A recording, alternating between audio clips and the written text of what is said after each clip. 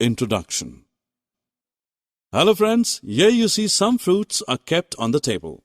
We have 5 mangoes, 3 apples and 2 pineapples.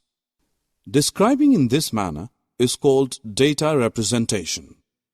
Suppose you want to know the runs your favorite cricketer scored in last World Cup final.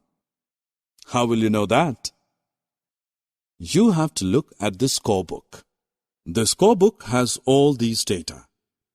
Data handling is all about keeping the information safe.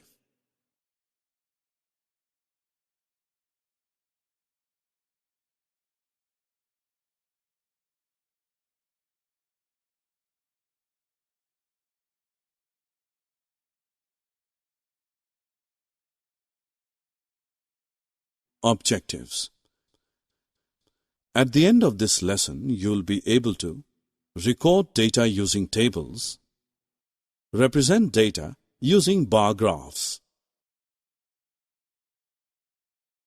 Friends, it is easier to find out things when they are kept properly.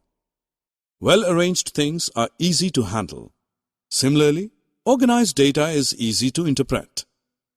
Unorganized data is called raw data.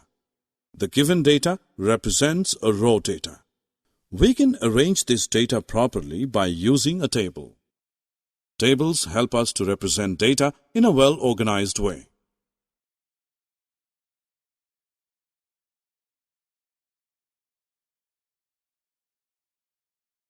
Now let's do an activity. Take 2 dice. Throw both the dice together and note how many times the sum of numbers on both dice is greater than 9. Also note number of times sum is less than 9. Do this activity for 20 times and mark in the table each time. So we see that marking helps us to record data. These are called tally marks. Instead of counting each mark one by one, skip the count by 5s and add remaining marks to the count. This makes counting quick.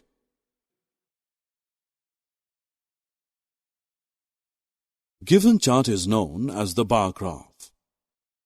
These graphs are another way of data representation. A bar graph uses bar to represent data.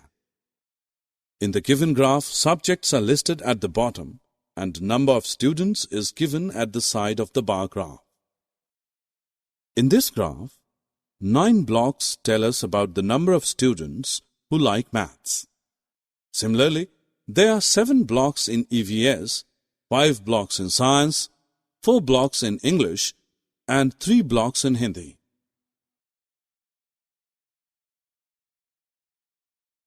Summary.